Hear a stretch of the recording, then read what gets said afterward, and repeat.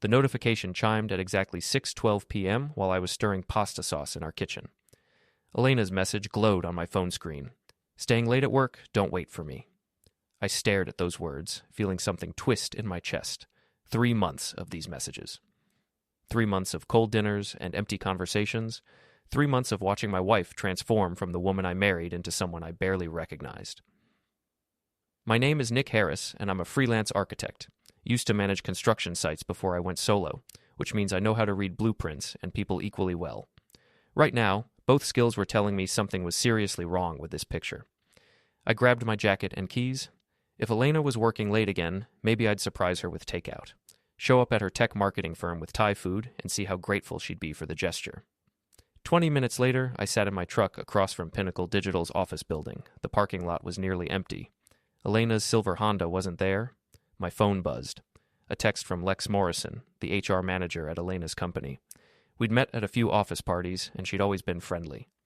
"Hey, Nick, random question. Want to grab dinner? I'm at Romano's downtown and eating alone feels pathetic." I looked at the empty office building, then at Lex's message. Something clicked in my mind. Not quite a plan yet, but the beginning of one. "Sure," I typed back. "Be there in 10. Romano's buzzed with the usual weeknight crowd. Lex waved from a corner booth, her red hair catching the overhead lights. She worked in HR, which meant she knew everyone's business at Pinnacle Digital. "Thanks for saving me from looking like a complete loser," she said as I slid into the booth. "Divorce finalized last month, still getting used to dining solo." "No problem, and Elena's working late again anyway." Lex's expression shifted slightly. "Really? That's weird." "How so?" She hesitated, twirling pasta around her fork. "Well, I handle the security logs. Elena hasn't badged in after hours in 2 weeks." The restaurant noise faded to background static. "What do you mean?" "I mean her keycard hasn't been used for evening access since early November. If she's working late, she's not doing it at the office."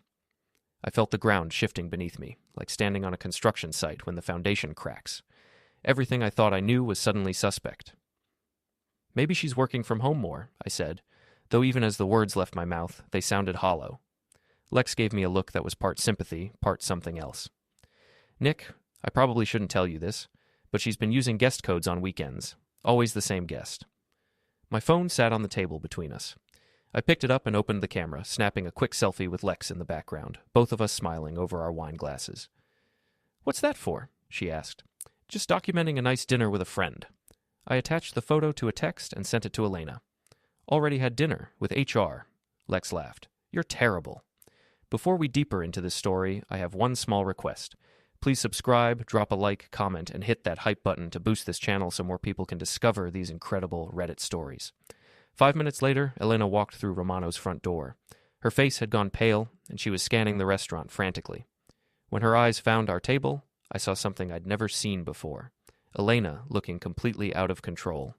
She approached our booth with careful steps, like she was walking on thin ice. "Nick, what are you doing here?" "Having dinner with Lex. You said you were working late, so I figured I'd eat out too." I gestured to the empty chair. "Join us?" I just finished at the office, came to grab takeout." Lex and I exchanged glances. "Funny," Lex said casually. "I was just telling Nick how quiet the office has been after hours lately." Elena's jaw tightened. "I was in the conference room, different security zone." "Ah," Lex nodded, though we both knew Pinnacle Digital didn't have separate security zones. I stood up, dropping cash on the table. "Well, this was fun. Lex, thanks for the company. Elena, see you at home?" As I walked toward the exit, I pulled out my phone and forwarded the dinner photo to Elena's group chat with her girlfriends, along with a message. "Great catching up with Lex from Elena's work." Elena's phone started buzzing immediately. The notifications came fast and furious. Her friends asking questions, wanting details, wondering why she hadn't mentioned having dinner plans with her husband and her HR manager. I drove home with the radio off, my mind working through everything Lex had told me. Guest codes on weekends, no evening badge-ins. The way Elena had looked when she saw us together, not just surprised, but terrified. By the time I pulled into our driveway, I had the beginning of a plan. Elena didn't come home until after midnight. I pretended to be asleep when she slipped into bed, but I could feel the tension radiating from her like heat from a furnace. The next morning, she was gone before I woke up. No note, no coffee made, nothing. Just the lingering scent of her perfume and a sense that something fundamental had shifted between us. I tried logging into our shared cloud storage to grab some old project files. Access denied. Our joint checking account app wouldn't let me in either. Elena had changed all the passwords. Interesting move, I muttered, making coffee in our silent kitchen. My phone rang. Marty Kowalski, my buddy who ran the neighborhood cafe where I worked most mornings. "You better get down here," he said. "Your wife's friend is spreading some interesting stories about you." I found Janelle Peterson holding court at the cafe's center table, surrounded by the usual morning gossip crowd. Elena's best friend since college, Janelle lived for drama like plants live for sunlight. "Oh, Nick," she called out when she saw me. "We were just talking about you." "Nothing good, I hope." She laughed, but it had an edge to it. "Elena told me about your little stunt last night, ambushing her at the restaurant with that HR woman. You're pretty manipulative, don't you think?" The cafe went quiet. Marty, wiping down the counter, gave me a warning look. "Manipulative? I had dinner with a friend. Elena could have joined us." "Right. A friend who happens to have access to employee records." Janelle's voice carried across the room. "Elena thinks you're having her investigated." I ordered my usual coffee and sat at the counter. Elena's been working a lot of late nights lately. I was just curious about her workload. "Maybe she's working late because she needs space from your paranoid behavior." The other customers were listening now, their morning routines forgotten in favor of live entertainment. This was exactly what Janelle wanted, a public stage for Elena's version of events. "You know what's funny?" I said, loud enough for everyone to hear. "I've been married to Elena for 4 years. In all that time, she's never once worked late on a project that actually mattered to her career. But suddenly, she's pulling 60-hour weeks?" Janelle's smile faltered slightly. "I mean, either she's gunning for a promotion she's never mentioned, or she's found something more interesting to do after hours than come home to her husband. That's a terrible thing to suggest. Is it? Because I'm starting to think my wife's definition of working late might be different from mine." I left money on the counter and walked out, but not before I heard Marty say to Janelle, "You know, I've seen Elena around town a few times recently, always with the same tall guy. Didn't look like work meetings to me." That afternoon, I set up a new email address and did some social media reconnaissance. Elena had always been careless about her privacy settings. It didn't take long to find photos from her Instagram stories, pictures of coffee cups with 2 sets of hands, restaurant tables set for 2, shadows of 2 people in what looked like an apartment I didn't recognize. I created a fake profile and started following Elena's coworkers. Dylan Mercer, head of digital strategy at Pinnacle, appeared in a lot of the same locations as Elena's mystery photos. His Instagram was a monument to his own ego. Gym selfies, expensive car photos, pictures of craft cocktails at trendy bars. I sent him a direct message, pretending to be a woman named Kate who'd met him at a conference. "Hey, remember me from the Seattle Marketing Summit? You mentioned that great rooftop bar downtown? What was the name again?" He responded within an hour. "Hey, Kate, you mean the Oak and Vine? Great spot. I'm there most Friday nights if you want to join me and some friends." I screenshotted the conversation and did a reverse image search on his profile photos.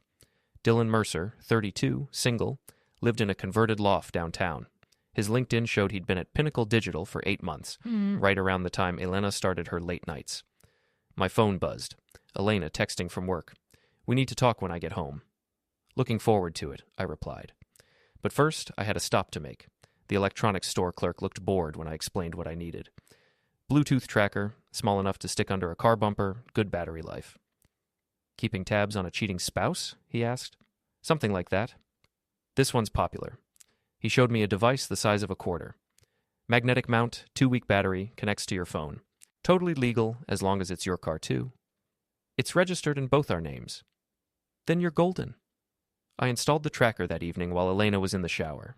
Took 30 seconds to attach it behind her rear wheel well. When she came downstairs, her hair still damp, she looked like she was preparing for battle. "I know what you're doing, Nick." "What am I doing?" "Trying to make me look bad. Talking to Lex, sending photos to my friends, having your buddy at the cafe spread rumors." I leaned against the kitchen counter. "I had dinner with a colleague of yours. That's not exactly espionage." "You're checking up on me." "Should I be?" She crossed her arms. "I've been working hard to advance my career.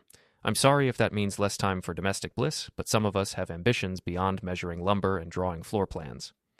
The insult hit its mark, but I kept my expression neutral. "What project are you working on that requires so many late nights?" "The Morrison account. It's complicated." "Morrison? Like Lex Morrison?" Elena's face went rigid. Different, Morrison. It's a big client. You wouldn't understand the technical aspects. Try me. I might be just a carpenter with a drafting table, but I can probably follow along. It's proprietary. I can't discuss details. I nodded slowly. Right. Well, I hope this Morrison account appreciates all the weekend work you've been putting in. What weekend work? The guest code entries Lex mentioned. She said you've been bringing someone to the office on Saturdays. Elena was quiet for a long moment. When she spoke again, her voice was different, colder, more calculated. I think we should consider a trial separation. Because I asked about your work schedule? Because you don't trust me, and frankly, I'm getting tired of feeling like I'm under surveillance in my own marriage. She went upstairs without another word. I heard her making phone calls, her voice too low to make out words, but the tone unmistakably urgent. My phone chimed with a notification from the tracking app. Elena's car was on the move. I grabbed my keys. The tracker led me to a parking structure downtown, 3 blocks from the Oak and Vine. I found Elena's Honda on the 3rd level, parked next to a black BMW with vanity plates reading DGTL1.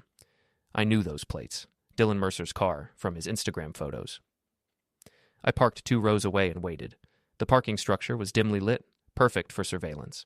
Through my windshield, I could see Elena's car clearly. 20 minutes later, they appeared. Elena and Dylan, walking close together, her hand on his arm. Even from a distance, their body language told the whole story. This wasn't a business meeting or a casual friendship. This was a couple. I raised my phone and started recording. They stopped beside the BMW, and Dylan pulled Elena close. What happened next confirmed everything I'd suspected. They kissed like people who'd been doing it for months, comfortable and familiar. I captured it all. The kiss, Elena's hands in Dylan's hair, the way she pressed against him like she hadn't pressed against me in years. They talked for a few minutes, their voices echoing off the concrete walls. I couldn't make out words, but Elena seemed agitated, gesturing with her hands. Dylan looked frustrated, shaking his head. Finally, Elena got in her car and left. Dylan sat in his BMW for another 10 minutes, making phone calls. I followed Elena home, staying well back. By the time I pulled into our driveway, she was already inside. I found her in the kitchen, making tea like nothing had happened. "How was work?" I asked. "Fine. Long day." "Morrison account keeping you busy?" "Among other things." I sat down across from her. "Elena, I want to ask you something, and I want you to tell me the truth." She looked up from her tea. "Okay. Are you having an affair?" The question hung in the air between us. Elena's face went through several expressions: surprise, denial, calculation, and finally something like relief. "Yes." I hadn't expected her to admit it so easily. "How long?" 3 months. "With Dylan Mercer?" Her eyes widened. "How do you know about Dylan?" "I'm not stupid, Elena. Late nights, password changes, guest codes at the office. It wasn't hard to figure out." She set down her teacup. "I didn't plan for this to happen. But it did happen." "Yes. And you've been lying to me for 3 months." "I didn't want to hurt you." I laughed, but there was no humor in it. "Didn't want to hurt me? Elena, you've been coming home to me every night after spending time with another man. You've been sharing our bed, our life, our conversations, all while maintaining a relationship with someone else. How is that protecting me from hurt?" "I was trying to figure out what I wanted." "And what do you want?" She was quiet for a long time. "I want to be with Dylan." "Then why haven't you left?" "It's complicated. We work together, and there are professional considerations. Plus, you and I have built a life together. It's not easy to just walk away from that." "So you thought you'd have both? Keep me as your safety net while you explored your options?" "It's not like that." "What's it like then?" Elena stood up, pacing to the window. "Dylan makes me feel alive again. When I'm with him, I remember who I used to be before I got caught up in mortgages and grocery shopping and all the mundane stuff that marriage becomes." "The mundane stuff? You mean our life together?" "Yes. No, I mean..." She turned to face me. "When did we stop talking about dreams? When did we stop planning adventures? When did we become people who discuss utility bills over dinner?" "We became adults, Elena. We built something together." "We built a routine. There's a difference." I pulled out my phone and opened the video I'd recorded in the parking garage. "Is this what being alive looks like?" Her face went white as she watched herself kissing Dylan. "You followed me?" "I didn't have to follow you very far. You're not as careful as you think." Elena sat back down, her hands shaking slightly. "What do you want from me?" "I want you to understand that actions have consequences. You made choices, and now we both have to live with them." "What does that mean?" I stood up, pocketing my phone. It means I'm not going to make this easy for you. You want Dylan? You can have him, but you're not going to keep me as your backup plan while you figure out if the grass is greener. Nick, please, can we talk about this rationally? We're past rational, Elena.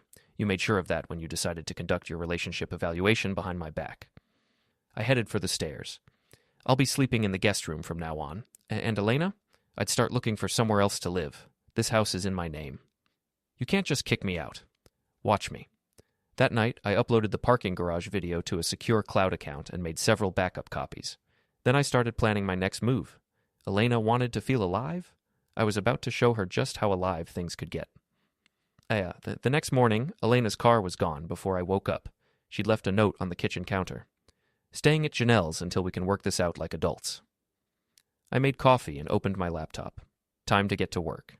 First stop, Elena's company directory. Pinnacle Digital had an internal social network where employees shared project updates and office news. I'd attended enough company parties to know several people's login information. Elena had a habit of asking me to help her drunk colleagues with their phones. I logged in using credentials I remembered from a Christmas party and navigated to the company announcement board. Then I posted the parking garage video with a simple caption. Workplace relationships can be complicated. HR might want to review the employee handbook section on professional conduct. The post would be seen by everyone at Pinnacle Digital within hours. Next, I created a group text with Elena's college friends, the ones she'd been neglecting lately in favor of her work commitments.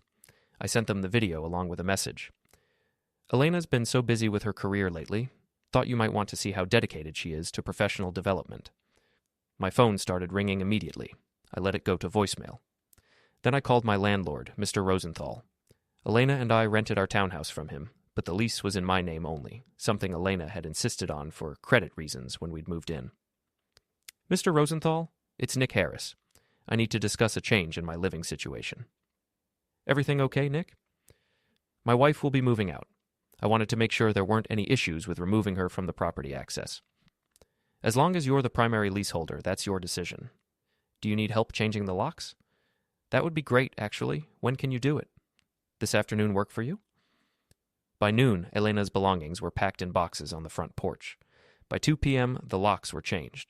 By 4 p.m., my phone had 17 missed calls from Elena and 43 text messages ranging from angry to pleading to threatening. I was at Marty's cafe, working on some architectural drawings, when Dylan Mercer walked in. He looked around the small space like he was slumming it, his expensive suit and perfect hair out of place among the working-class regulars. When he spotted me, his jaw tightened. "We need to talk," he said. "Do we?" "Outside." I saved my work and followed him onto the sidewalk. Dylan was bigger than me, probably spent a lot of time at the gym, but he had the soft look of someone who'd never been in a real fight. "You need to take down that video," he said. "Which video?" "Don't play games, the one you posted on the company network." "Oh, that video. The one of you and my wife in a parking garage. It's damaging both our careers." "Probably should have thought about that before you started screwing a married woman." Dylan stepped closer, trying to intimidate me. "Elena told me about your controlling behavior, the surveillance, the paranoia. She said you've been unstable for months." "Unstable? I discovered my wife was cheating and documented it. That seems pretty rational to me." "You're harassing us." "I'm sharing factual information about your relationship with my wife. If that feels like harassment, maybe you should reconsider your choices. Take down the video, or there will be consequences." I laughed. "Consequences? Like what? You'll report me to HR? I think they're a little busy right now reviewing your professional conduct." Dylan's face reddened. "You don't know who you're messing with." "I know exactly who I'm messing with. I'm messing with a guy who seduces married women and then threatens their husbands when he gets caught." He grabbed my shirt, pulling me closer. "I'm warning you. And I'm warning you."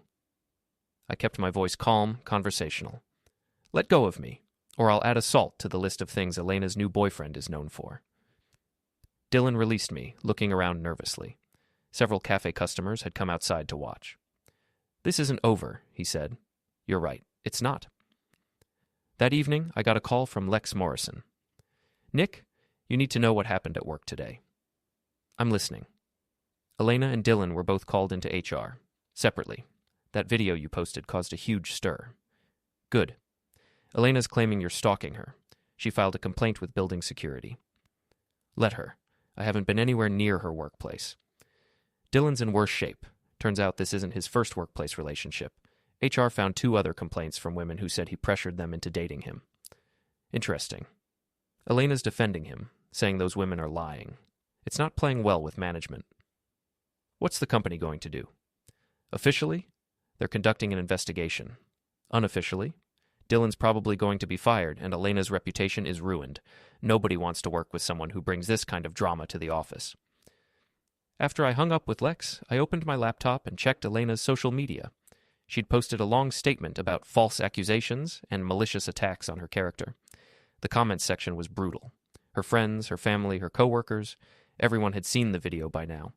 Janelle had posted her own statement, distancing herself from Elena's poor choices and expressing sympathy for me as the wronged party. My phone buzzed with a text from Elena. "Please call me. We can fix this." I typed back, "You're right.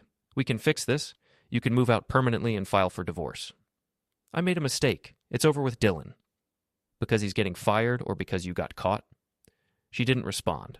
I poured myself a drink and sat on my porch, looking out at the quiet neighborhood street. For the first time in months, I felt like I could breathe. But I wasn't done yet. 2 weeks later, Dylan Mercer was officially terminated from Pinnacle Digital. Elena had been placed on administrative leave pending the completion of HR's investigation.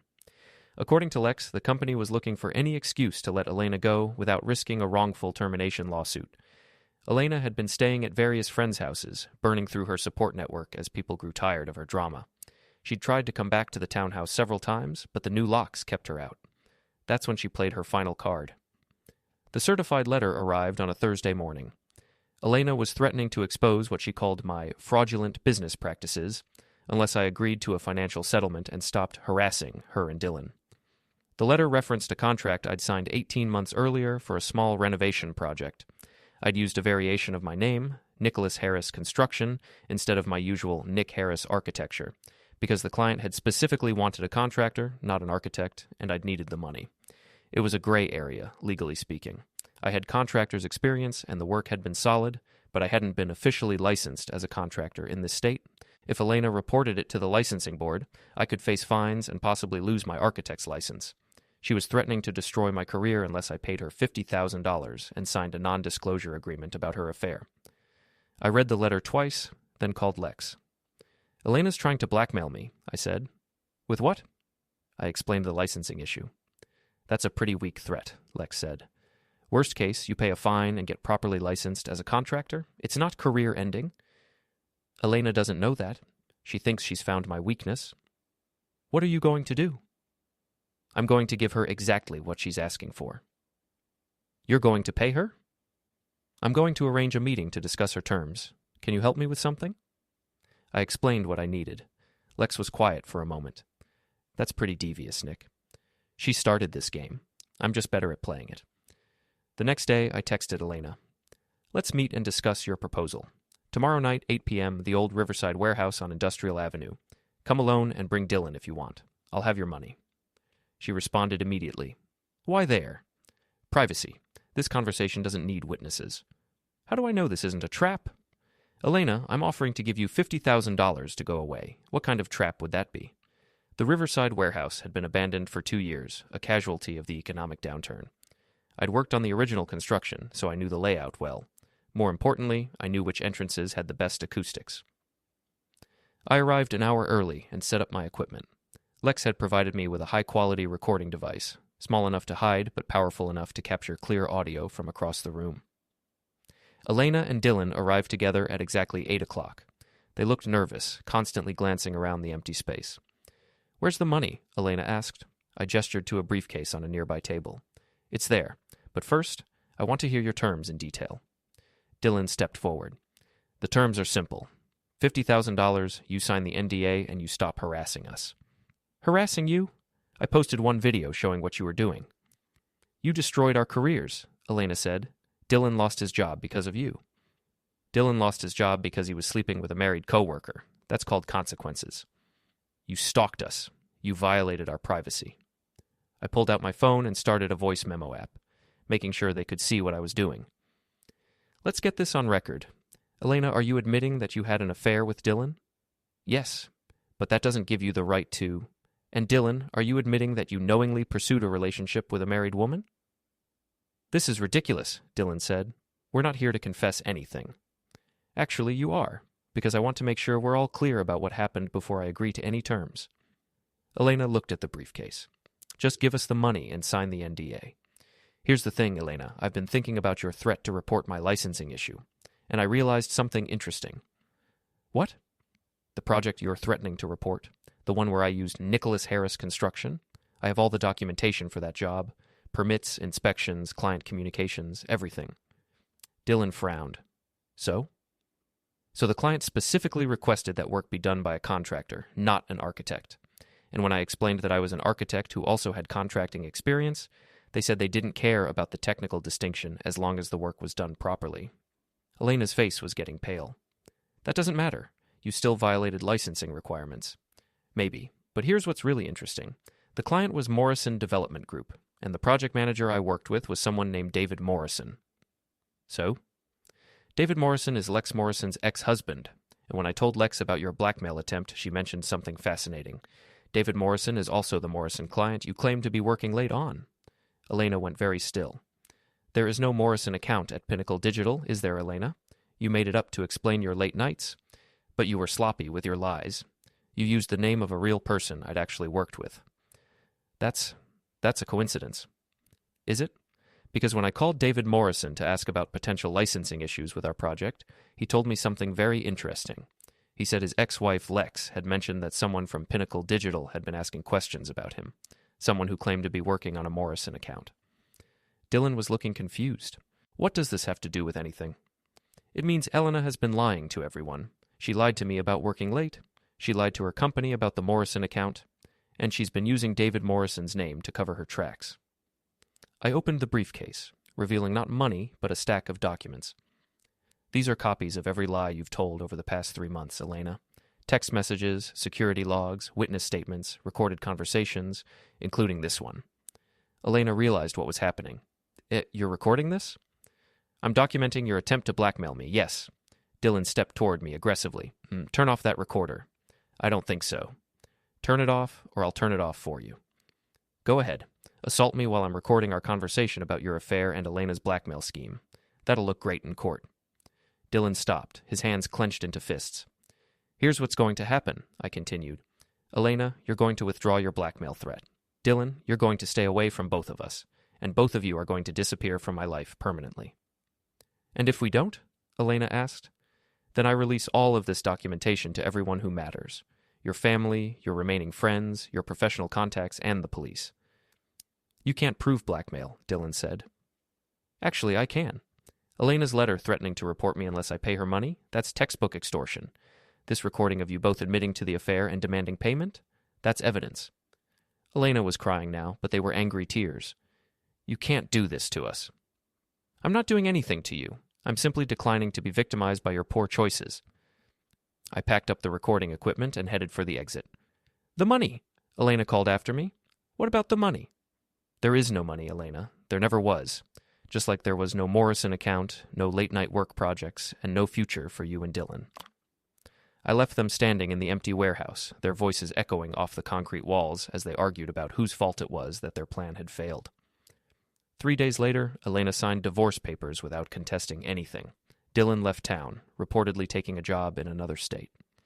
Elena moved back in with her parents, her reputation in ruins, and her career prospects destroyed. I kept the townhouse, my business, and my self-respect.